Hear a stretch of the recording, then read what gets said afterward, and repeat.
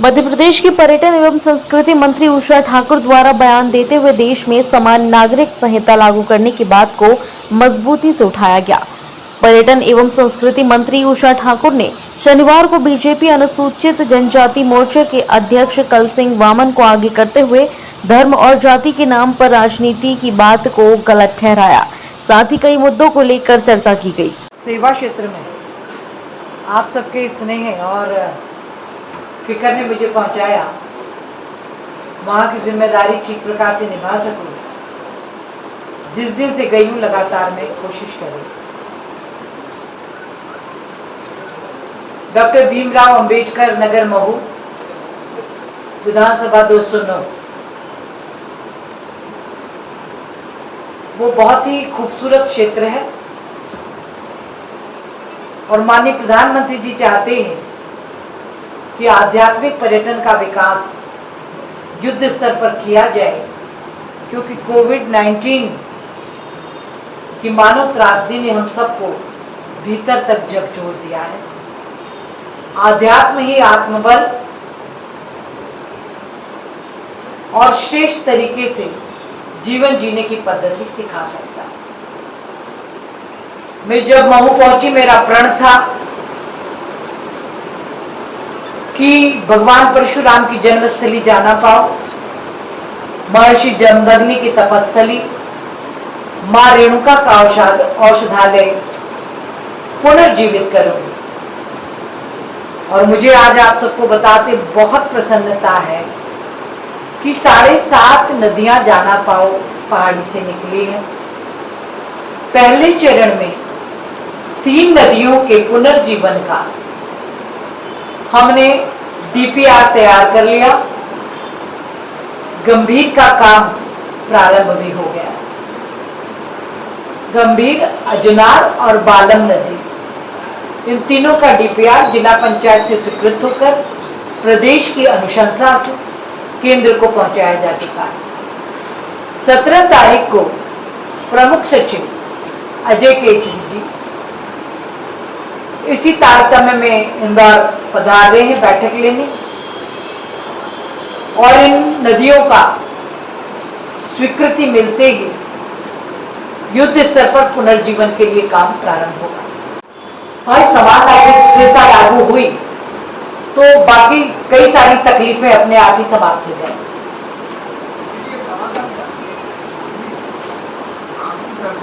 आदिवासी जो धर्म परिवर्तन की ओर जाते हैं तो उनको रोजगार, स्वास्थ्य और राशन के लिए और अपने धर्म परिवर्तन के लिए नहीं जाना पड़े, तो उसके लिए क्या प्रयास करें? उसके लिए तो हमारी पार्टी ने क्या नहीं किया।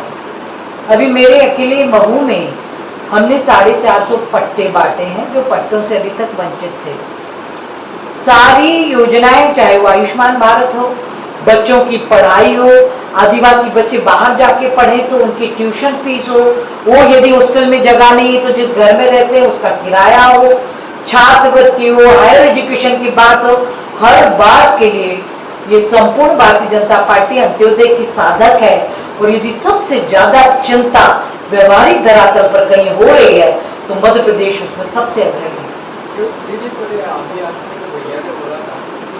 विदेशों से फंडिंग बहुत होती है, उसी से वो लोग धर्म परिवर्तन करते हैं, तो ये वित्तीय स्रोत आप बंद क्यों नहीं कर रहे? ये वित्तीय स्रोत आप जानते हैं, केंद्रीय स्तर पे भी कठोरतम कार्यवाहियां चल रही हैं, सब धीरे धीरे बेनकाब हो रहे हैं।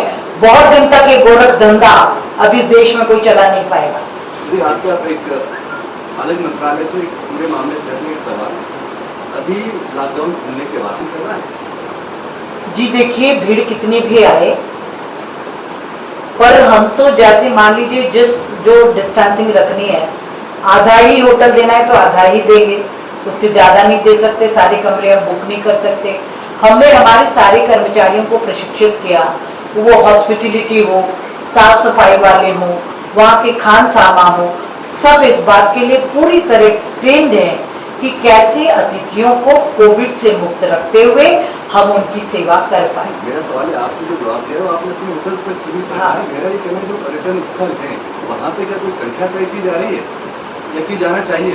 बंधु, मुझे लगता है कि 2 बार की लहर में नागरिक जो एकदम कुंठित हुआ, अब ये मैं इस पूरे प्रदेश और देश के भाई बहनों को प्रार्थना कर सकती हूँ कि एकदम इतना भीड़ किसी भी स्थान पर मत बढ़ाइए, क्योंकि यदि हम सब ने ही अपना संयम खो दिया तो हम कहीं सब तीसरी लहर को आमंत्रित नहीं कर बैठे।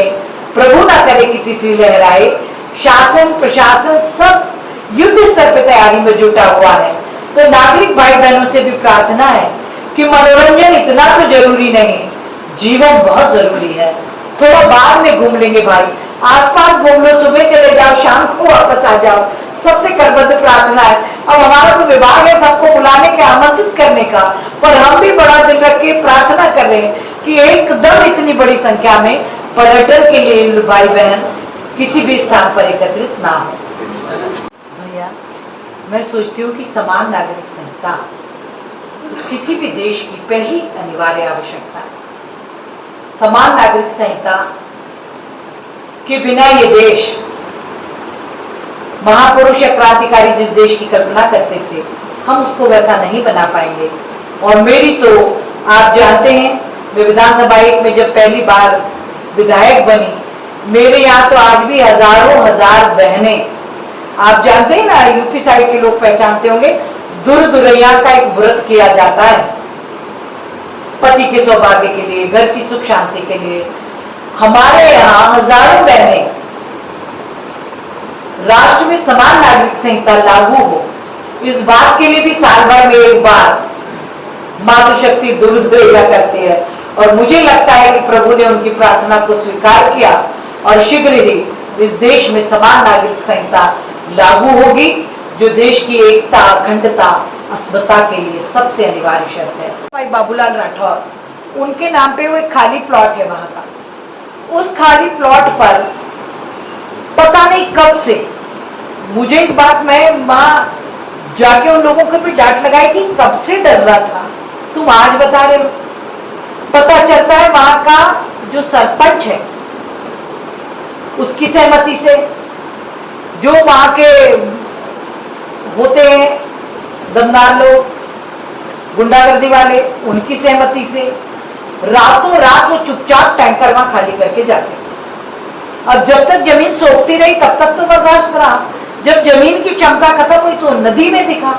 जब नदी में दिखा तो ग्रामीणों ने चिल्ला पुकार करी, क्योंकि उनके जानवर, गाय वो पानी पी के मरी एक गाय। अब वो किस वजह से मरी उसका भी पोस्टमार्टम रिपोर्ट मंगा रहे। कल सिंह बामन जी मेरे झाबुआ के रहने वाले, वहां भी ये गए, वहां की भी एक केमिकल फैक्ट्री से इसी प्रकार का पानी निकलता था, जहां बड़ी संख्या में भैंस, हिरण, नीलगाय सब मरे। तो निश्चित रूप से ये जहरीला पानी दुखदायी है। ये चिंता करते हुए कठोरतम कार्रवाई के आदेश दिए। जिसकी जमीन थी उस पर एफआईआर हुआ। उसने कोई नालछा के चंदर राठौर को किराए पे दी थी, उस पर एफआईआर हुई। चंदर राठौर को पकड़ा तो उसने बताया कोई कालू गोखले कोई कालू गोखले है, वो टैंकर लाता यहाँ पर डालता, उसको पकड़ा। अभी उसी से पूछताछ जारी है, पर वो बीमारी का और मानव अधिकार की आड़ लेकर कि उसको अभी एक थप्पड़ भी मारेंगे तो पूरी पुलिस फंस जाएगी और हम सब पे भी खाएंगे।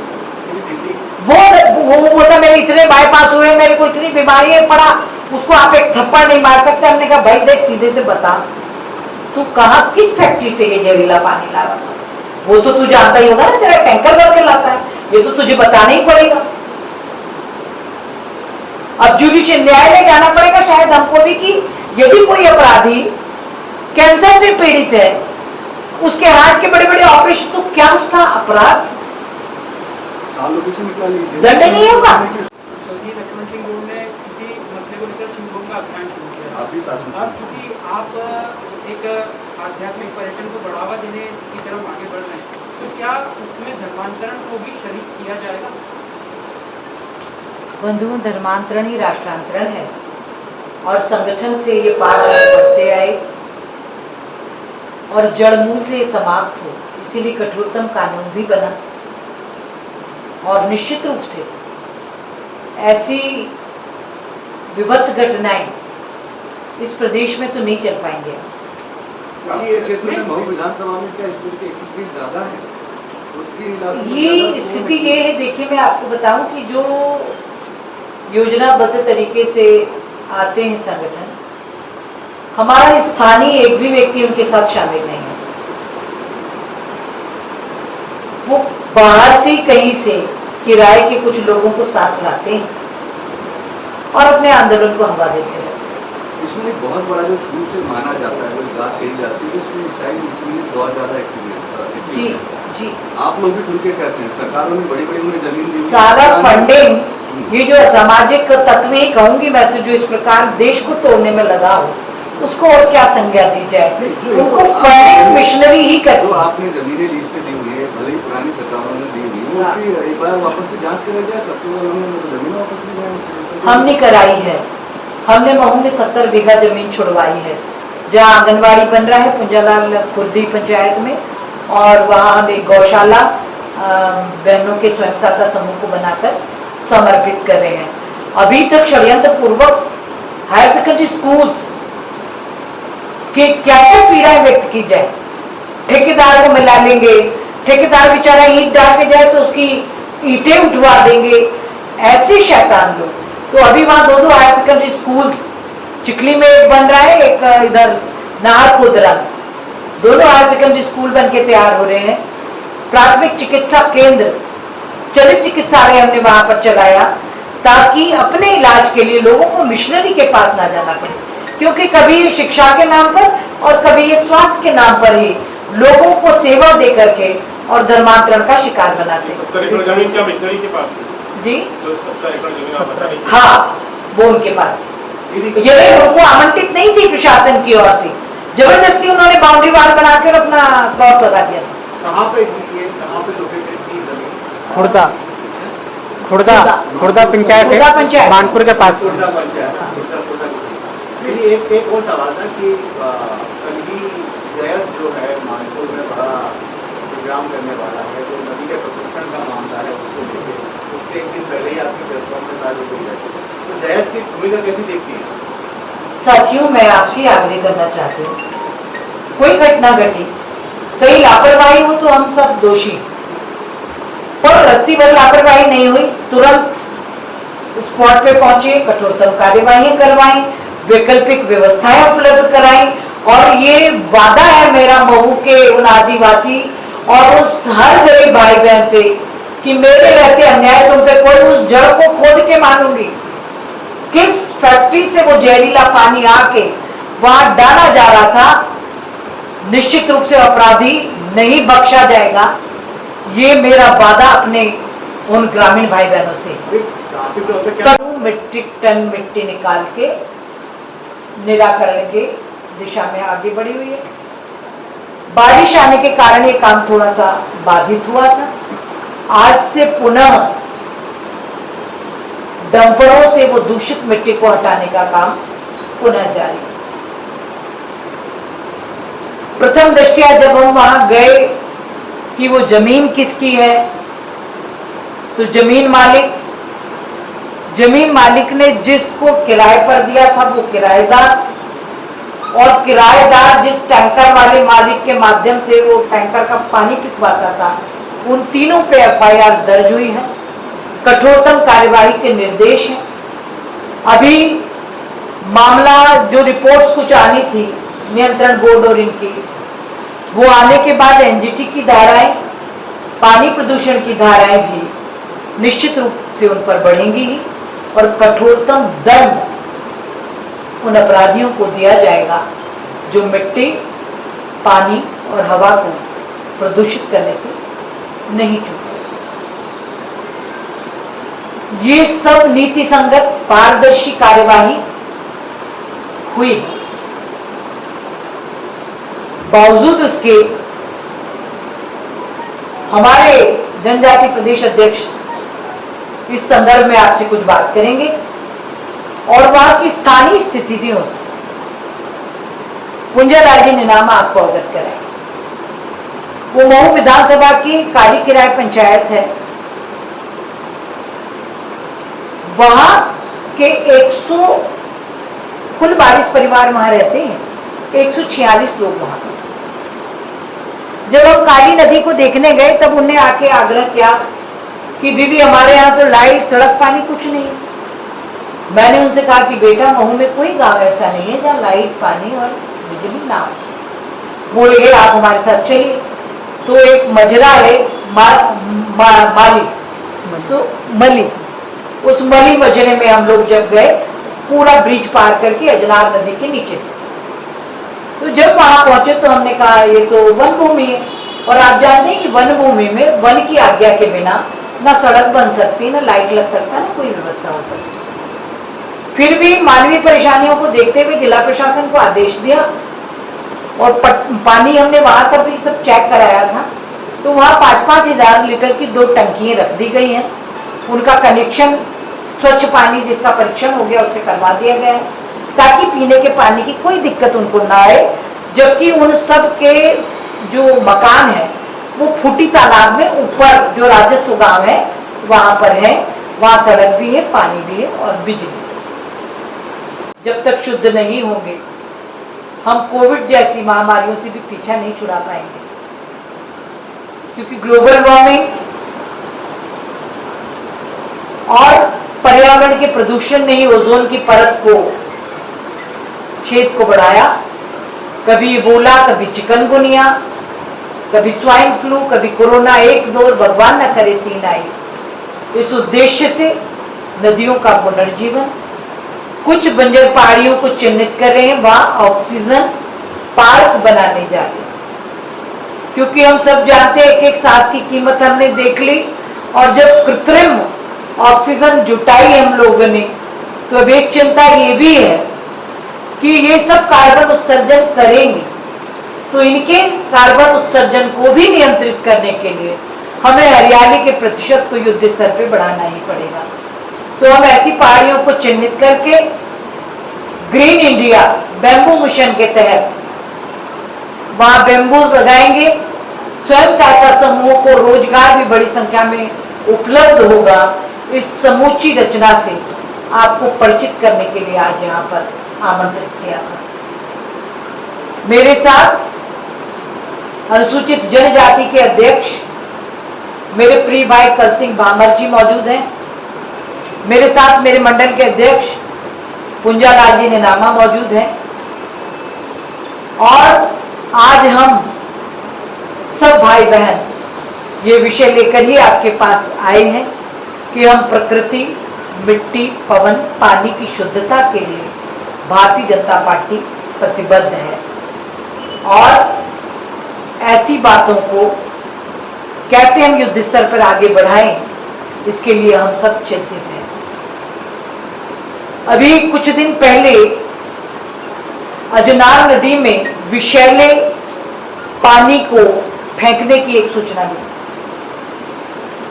मैं तत्काल उस स्थान पर मानपुर में पहुंची। मेरे साथ जिला पंचायत सीओ हिमांशु जी भी थे। हमने देखा सचमुच बहुत गंभीर स्थिति वहां पर थी, और भयानक काला पानी वहां से निकल रहा था। हमने मध्य प्रदेश पर्यावरण प्रदूषण नियंत्रण बोर्ड को भी वहां आमंत्रित किया। उन्होंने जब देखा और वहां के मिट्टी और पानी का परीक्षण कराया तो स्थिति सचमुच चिंताजनक थी। तो प्रदूषण नियंत्रण बोर्ड ने